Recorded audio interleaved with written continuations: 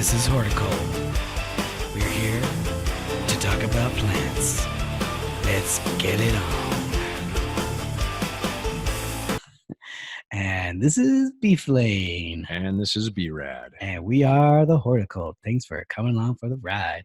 On this episode of the podcast, me and Brad are going to have a sit down and have a serious conversation about Dripline Irrigation installation. Yeah, super importante. Super importante. As far as like where we're from and like how rare our resource of water is, we want to make every drop count, right? Yeah, we should. And of course for ourselves, but we're talking kind of landscape, plants, ground covers, trees. We want to provide them with the best resource of or source of water. So yes. Well, a lot of the times we're overwatering our shrub beds. This is a way to reduce that without interfering with your lawn system by getting it away. You should not be planting, or you should not be watering the same as two different areas. the same frequency on your turf grass Right. versus your Turf grass requires a lot more water per year, Okay. around 40 inches per year to keep alive and green and lovely. Good night. And our average rainfall in Utah is like 13, 14 Well, let's say inches. 15. Okay, we'll 15. give ourselves Round a or little bit up. down. Yeah. So that is our average rainfall, which we're above average this year Yeah. for this time. But if we don't get any more rain the rest of the year, then we're going to be on average. Well, but if you think about the future and climate change, dude, we're shooting for that 40 inches a year. We'll get that. We'll get there eventually, but just not right now. Right. So yeah. One of the ways that we can reduce and save is through a drip line. Mhm. So what goes into a drip line? Just real quick. Oh. As you know, I always have to. You go. No. I've got one question. So as far as like the advantage to drip versus the overhead sprinkler system is Efficiency through not letting like reducing evaporation. Is that right? Yes. Okay. Totally. Evaporation from the plant, evaporation from. Well, you're trying to get the water to the roots, right? So if you're using an overhead sprayer, it's going in the air, the wind can move it, you can have drift, you can have evaporation, right? So it gets on the surface and needs to be able to leach into it. So if you also are on a slant, it's just running off. So you're having to water even more to get that leaching down to the root system. But it is almost like, I think it's around 90% efficient compared to getting water to the roots than overhead spray. Wow, 90%. Somewhere in that range. Brilliant. That's the number that I've heard anyway. Yeah. That's a great, huge savings as far as like quantity being used. So And you could, in fact, water your lawn through a drip. I would love to see that You could do it. Design. Right. You Well, that's know? what one of our friends, Brandon, he actually installed Netafim, which is a brand. And what's special about Netafim tubing is that it has an emitter, which we're going to talk about what an emitter is, inside the tube. So you do not have to install an emitter in Netafim. The Netafim already has it, which now there's knockoff brands. So it's almost like Netafim is the name brand. It's like the Is the Nike name brand, of the yep. shoe world. Right. Yeah. And so there's knockoffs of Netafim that you can find cheaper or wherever. But an emitter, basically an emitter is a one-way valve for water to flow out of at a certain rate.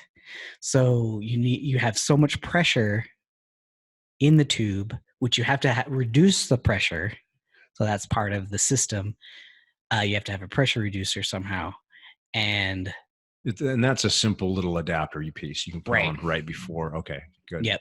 And they're actually, I was informed when we had Cynthia B on, when she was talking about it, that they have new adapters that they will plug right into your sprinkler system. You could remove a sprinkler head, like the whole thing, and screw it on in the place of where that sprinkler was, instead of taking a whole zone, installing it, cutting the pipe, putting in the pressure reducer at the head of the pipe and putting it through. Now they have ingenuity right there. Yeah. They've eliminated all those other processes. You don't need to glue. You don't need to do any of that stuff. You can just remove a sprinkler head at one end of one zone and put it in. And she recommended putting 2 in, one at the very front of the zone, one at the end of the zone, and looping it, which makes sense to me. Okay, yeah. And then capping off the in between guys. Exactly. Got it. Yep. And then you just cap them, just pull them out. So and they the have manufacturers and the engineers have sounds to me like they've made it very easy to retrofit an old sprinkler system. And that was one thing that was holding me back from doing more, is the difficulty of changing over your zone. So each zone has a valve. So after the valve opens, the opening of the valve, hence the valve opening. Okay, so it's going to your sprinklers. On the way to the sprinklers, you have to put that pressure reducer on. Yeah. Don't put it before the zone of the main, because put it after. That's making all your zones pressure reduced, and you don't want that. Well, and if I'm getting my pressure numbers right, I believe the pressure can be upwards of like 80 psi before, and then with a pressure reducer. So if you're looking for numbers like, oh, how much should I reduce this for my dripper system? You want to reduce it down to about 25 psi. Yeah, I was thinking 30. Yeah, 25, 30. Yeah. You're basically taking it to just under half, if not just a little bit more, so that you don't blow your emitters, right? Which are the little pores that, the regulators that allow the water to come out of each hole. And they don't let water back in. That's important, because it's a one-way street. You can get soil. You could get little pieces of particulates in there that will clog the emitters. Maybe nematodes. I don't know. Little microscopic, little. Yeah, I don't know if we need to worry about that. Algae. Yeah. I guess I don't know if we have native nematodes. I never looked at that. Oh, I guarantee it. You think? Yeah, you're for sure. Well, predatory nematodes. They're everywhere. I think you just get them, and I thought people just used them at golf courses here because they're so expensive. Have you used them in the greenhouse before? We have, yeah. We've used beneficial nematodes for fungus gnat larvae, which can wreak havoc on when you're propagating poinsettias. Is that what you're dealing with right now? That's what we're dealing with, and so it's kind of like when you drench those little guys on there, they go and they're so super voracious, and they go through and they only attack the bad larvae. So, and the plant thrives and it's happy and it calluses and roots. And next thing you know, it's Christmas time and you've got a poinsettia. Okay. Before we get off topic too far. Yeah. Drip systems. Right. Emitters. You were talking about Netafim, and there's different brands. A few different types of drip systems. I remember back in the day using what was called the soaker hose. And I don't know if that's just a general term, but it was like the rubber tubing about maybe 1/2 inch to 3/4 inch that would weep. It had micro holes throughout the entire hose, and it would weep little droplets all throughout the entire hose. So if it was a 50-foot or a 100-foot drip hose, it wasn't that there was an emitter every 6 inches or 8 inches. It was like the entirety of that. And the cool thing is that they would make these out of old tires, right? So we're reusing, repurposing, recycling, whatnot have you. Yeah. Super cool. But soaker hoses, I haven't looked around for these for a while, so I don't know if they're. Yeah, I do remember them. Yeah, I don't know if they're still a thing. Yeah, it does. It emits quite a bit more water. Do they sit on the surface, or are they buried? Can. Yeah, they can. But ultimately, the best way to do a drip system is, and you just recently put one in your yard. Yeah.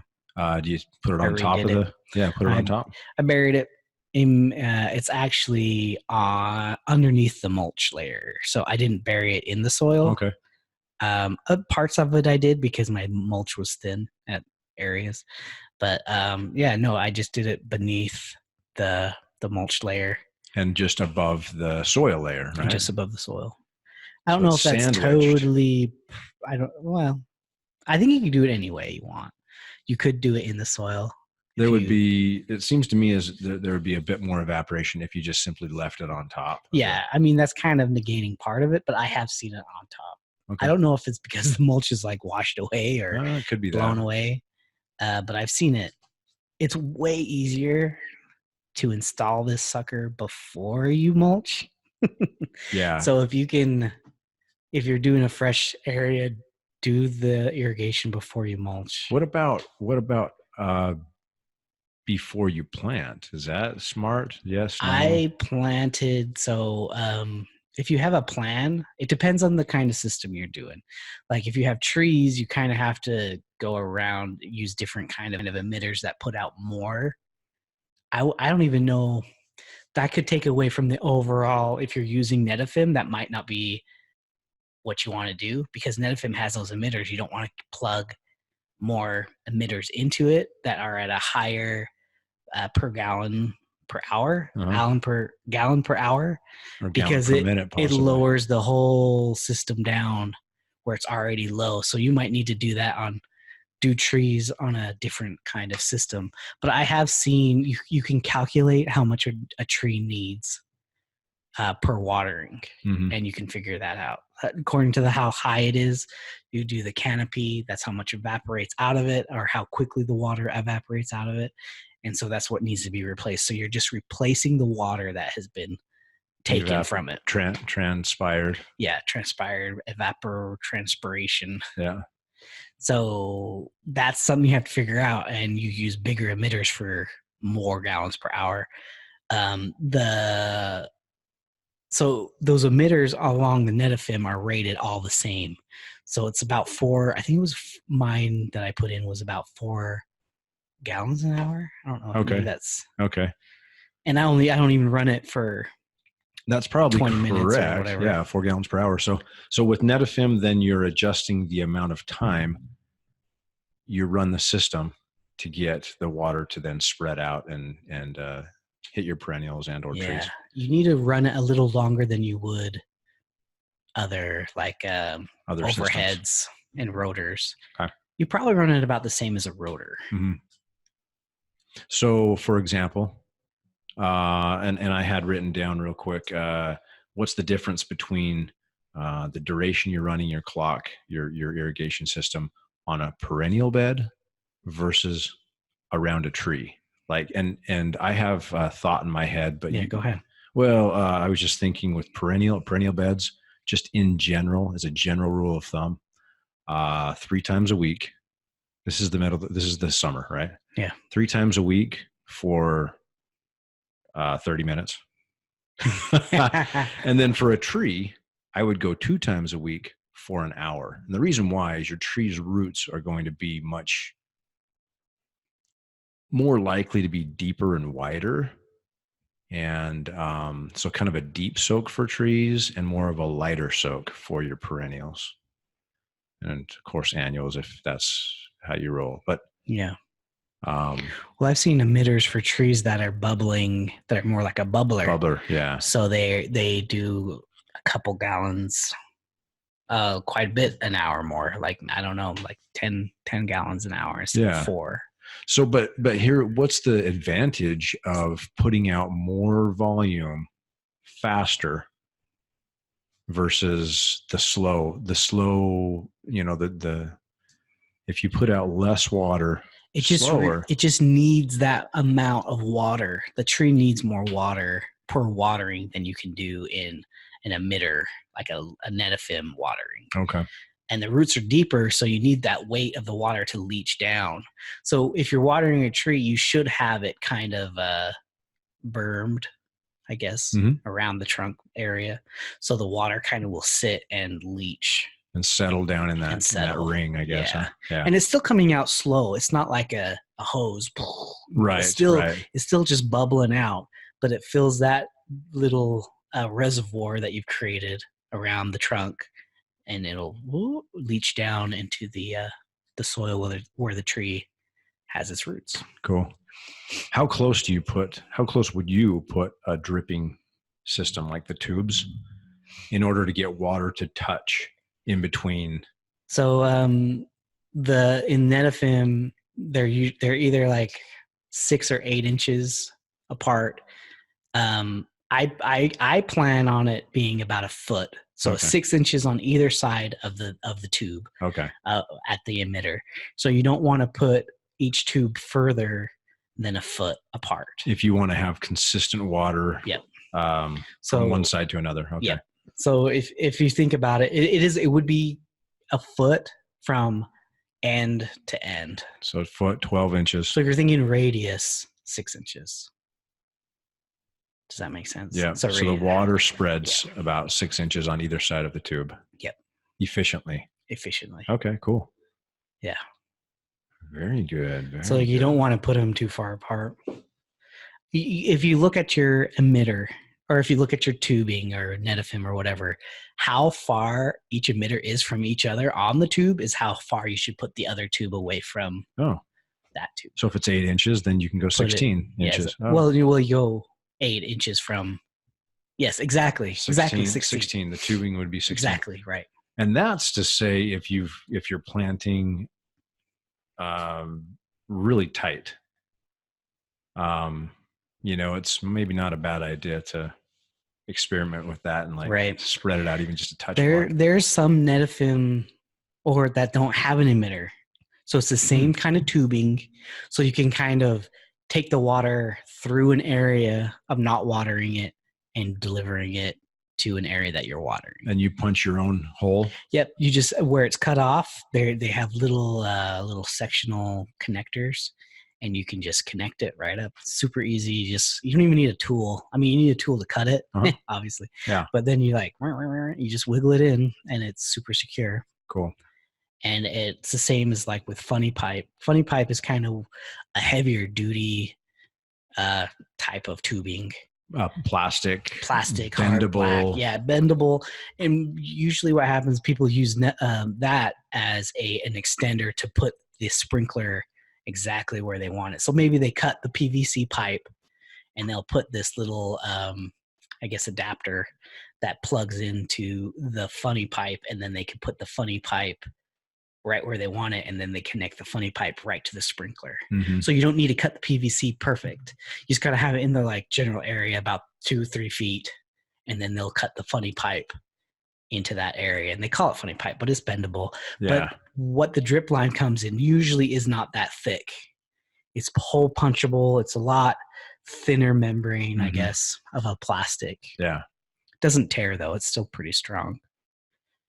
But yeah, they have tools. So that's a different kind of system. Mm-hmm. So you could have it totally a pipe, or the drip line, and you can punch. They have hole punches that you could put little emitters on for each section, and directly put it. So Netafim is a blanket watering of drip. Okay. So gives every you 6 options. inches. Yeah.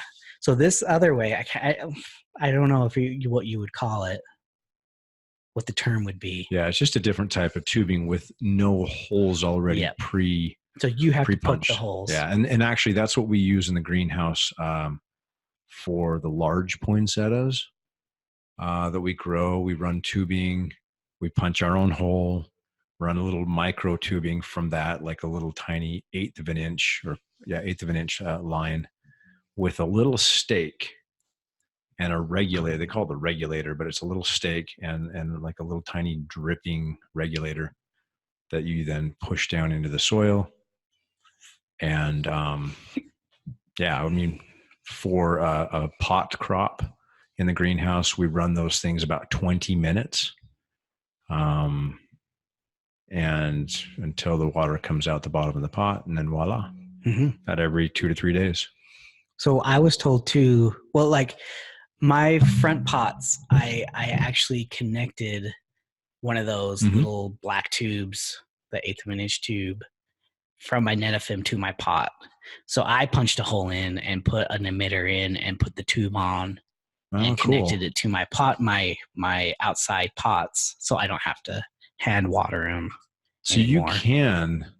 you can customize. I wouldn't do it a lot. Right. Yeah, because and you, if you make sure that that emitter that you plug in to the Netafim is the same rate as your Netafim is. Okay. So it's just like you had another emitter of that section. Like 1 gallon per hour or exactly, whatever it is. 1 gallon per hour. Okay. 4 gallon per hour. Sure. Whatever. And then I would only run my Netafim per zone. So this is the blanket watering Netafim, not the tubing that locates it to everywhere. Direct drip watering system that you customize. I wouldn't run it longer than 100 feet per zone. So if you have multiple valves hooked to a Netafim, I wouldn't run that Netafim longer than 100 feet. The distance less than 100 feet, just because the pressure is the pressure so far goes reduced. Too low. And right where I plugged in that emitter, my Netafim is not 100 feet, so I knew I would have enough PSI to run extra little emitters. I have 2 of them. Cool. So one is running to my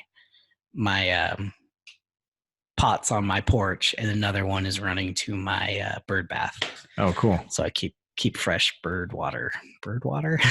Yes, keep the bird bath water. That is a really cool bird bath, by the way, that you created. Thanks. I was scrambling for something. So cool. Yeah.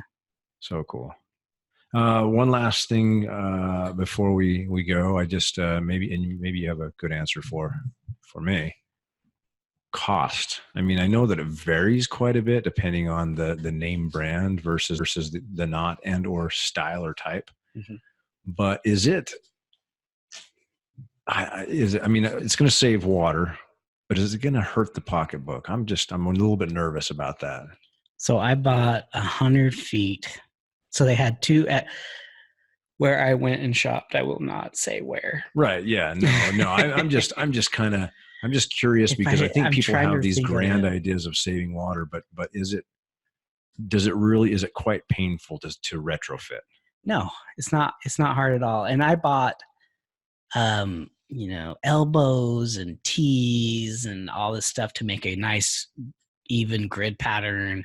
And I had like all this other things that I probably didn't really need. Or if you have a larger system that's not doing so many cuts, you're not going to need as many elbows and three tees or 3-way tees for the water to go through. And I bought 100 feet of Netafim, a couple of emitters. I didn't buy a hole punch, and it was like $60, $70. Not bad. And I could have cut. And if I would have bought the 250, it was 250 feet of Netafim, or the off brand of Netafim that I bought. It was even like cheaper per foot. Okay. So, and I only used like maybe 30 feet of that because I already had some Netafim in the ground. I just extended my bed, so I needed more Netafim in the area that I. Well, and you'll eventually use the other portion of that when you create more beds. I have planned for more. I ran out of elbows though, so I have to go buy more elbows. But you get like a pack of 10 elbows for like $3. Oh, okay. $2. Easy money. Yeah. No, it's not. It's not that bad. Okay, and now, that's good to hear. With those little sprinkler pull-out pressure reducers, Cynthia said they were $20, or were they 40? Okay, and with one of those, you can run up to 100 feet. Yes, because it's on a zone. It's on as long as it's on its own zone. Mm-hmm. So I have plans to utilize those and and see how they work. Oh, cool. So what I retrofitted was an old Netafim zone already. So I just added on to that zone. Yeah. And you did how long did it take you approximately to redo and retrofit that just so that people have an idea of like, oh man, is this gonna kill my whole weekend, or how is it looking? It was like maybe 3 hours of work.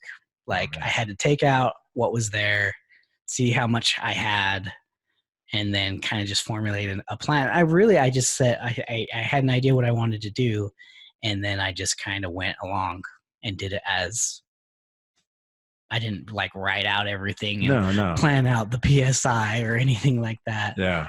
But I just kind of worked it and had made sure I had plenty of stuff. I wish I would have had more elbows because I didn't actually loop the whole system together. So I have dead ends to where the tube ends, and I pinched it off. Oh yeah. It's much more efficient to keep it looped because then if you have a hole or if I cut it, then the pressure stays up. So I won't have that. It just ends. Yeah. But I did have it go 2 ways. I just wasn't able to get them to meet because I ran out of elbows. Oh, dude. I know. $3 for a 10-pack. I know. Wait, what? Yeah. In the future, man. That sounds great. Or you could buy like a large one that has like a bunch of different has them all together in one, like a big monster pack that has like 50 of each one or something. I don't know. Yeah. Well, and that's not a bad idea to have extra, on hand, but. See, and I bought ones that if there is a break, it's super easy to mend. Cool. So it just connects the two, and it's just a internal coupler. Yeah, I wish I had the better terms for it, but super easy, not hard to maintain. Yeah. And then it saves you a lot on water and separates those zones really nice. Saves water, and I believe that your plants will benefit from less disease, powdery mildew issues. Mm-hmm. Insects. Yeah. You don't get that super crazy lush growth to where bugs are just like, oh, lunch, I'm going to go chomp on that plant that's been overwatered. Right? Yep. Anyway. Weak roots. Yeah. All that stuff. Oh, man. All right. Well, there we go. Cool, brother. And we'll see you next time, suckers. Take care. Yeah, bye. Later, bye.